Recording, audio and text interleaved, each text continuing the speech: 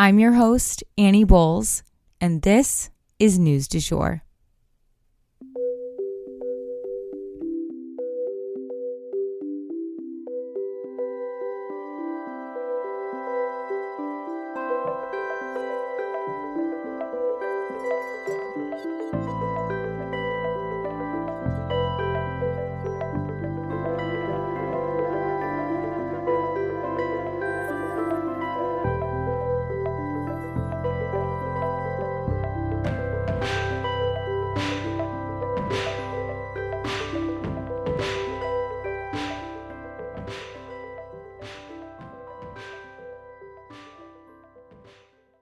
Hey, you guys, and welcome back to the News du Jour, a calmer space to consume the news.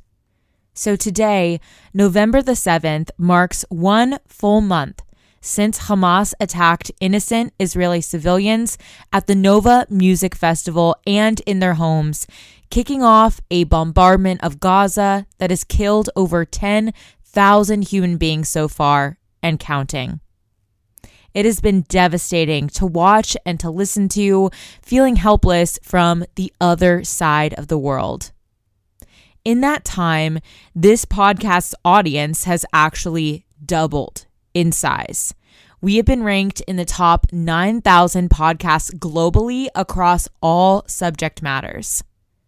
Due to getting a lot of hate messages on social media and fake news running rampant at this time, I feel like I've also personally sharpened my skills as a journalist in a way that otherwise may have taken years. It's been like journalistic boot camp for me. That said, I would give all of the progress we have made away if it meant saving the life of one child. So on that note, we have decided to start a fundraiser for the International Red Cross, or ICRC. They are helping to both rescue the hostages, and they've actually helped secure the safe release of 4 hostages that have now come home.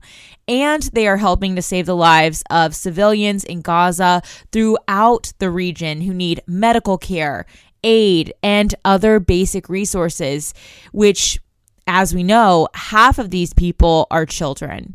We should have the fundraiser up soon, so definitely stay tuned and be on the lookout for that. We will post it to social media, we will add it to our show notes, and we will remind you guys to give. And at the end of the day, the International Red Cross is a group that is going to be helping both sides. They are not taking a side in this, and they are on the side of humanity, which is always where we stand. And that is where our feet are firmly planted, and we hope you guys will join us in giving to this incredible organization.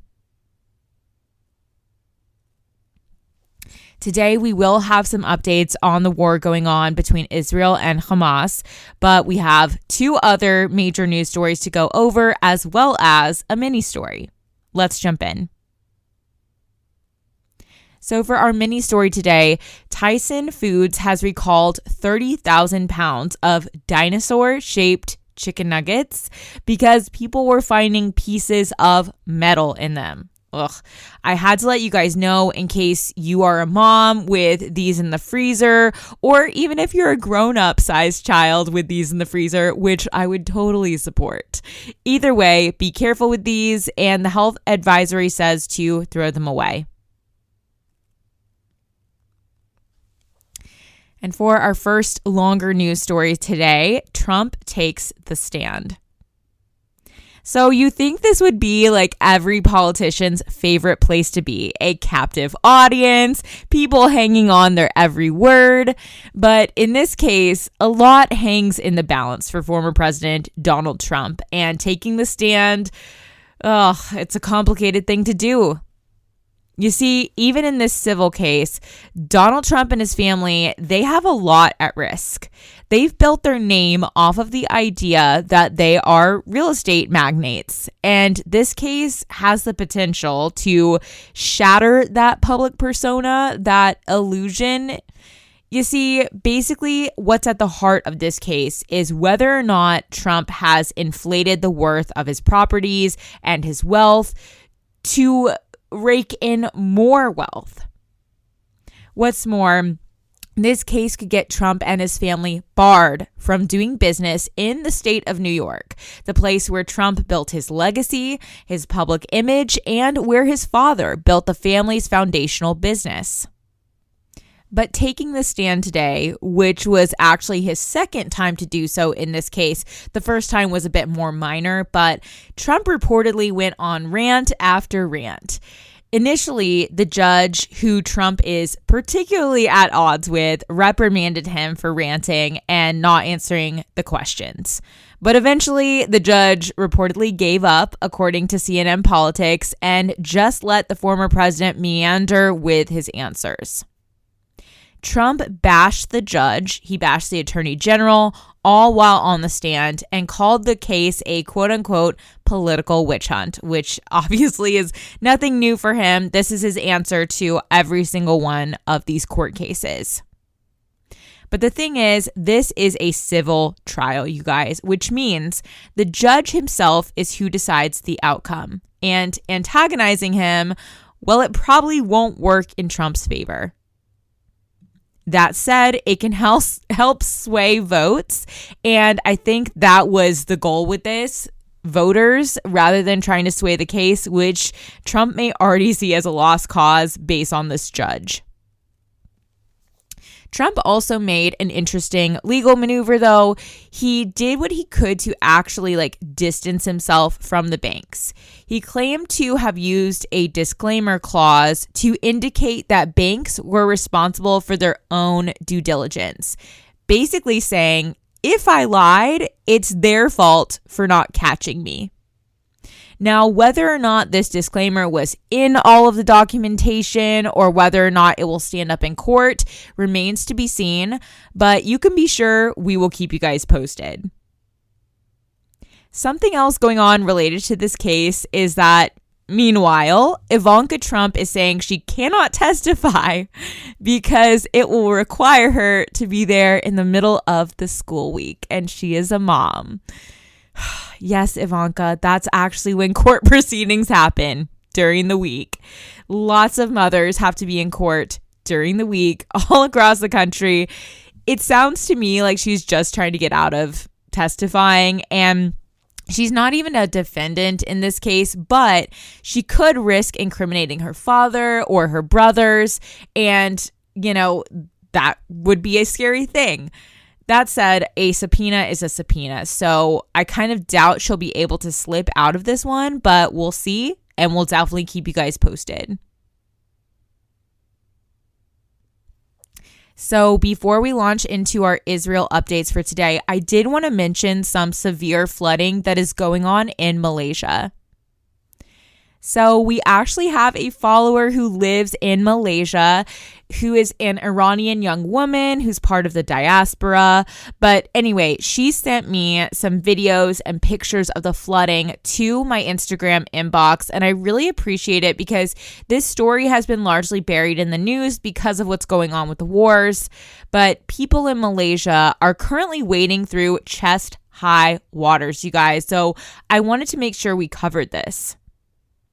You see, back in March of this year, Reuters, CNN, Al Jazeera, and many more reported that over 40,000 people in Malaysia were having to flee their homes due to floods. 4 people were killed in that series of flooding, again, back in March.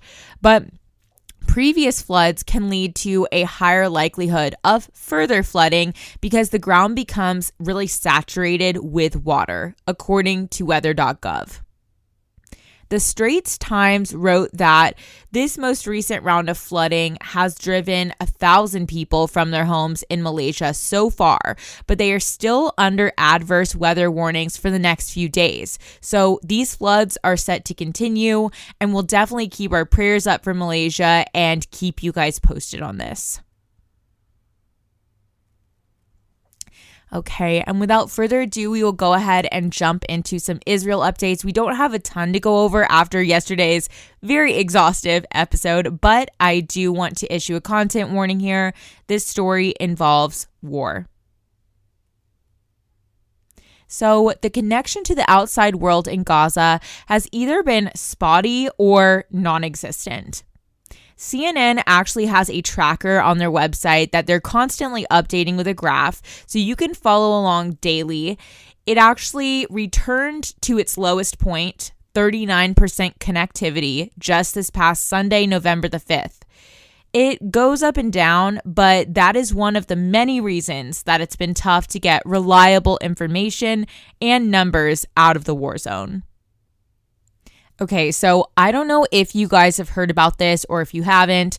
A lot of our audience will make comments to me that we're the only news that they follow for mental health reasons, and I don't take that responsibility lightly. I just want you to know. But in case you do follow the news, you may have been seeing stories coming out about attacks on hospitals and ambulances.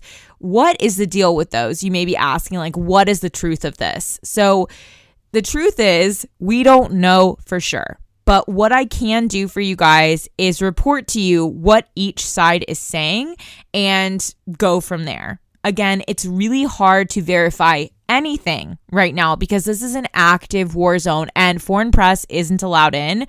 So we're just going based off what the U.S. government can verify, and they're not in the midst of this really. So that is why it's so hard to figure out what is at the truth or at the heart of these stories.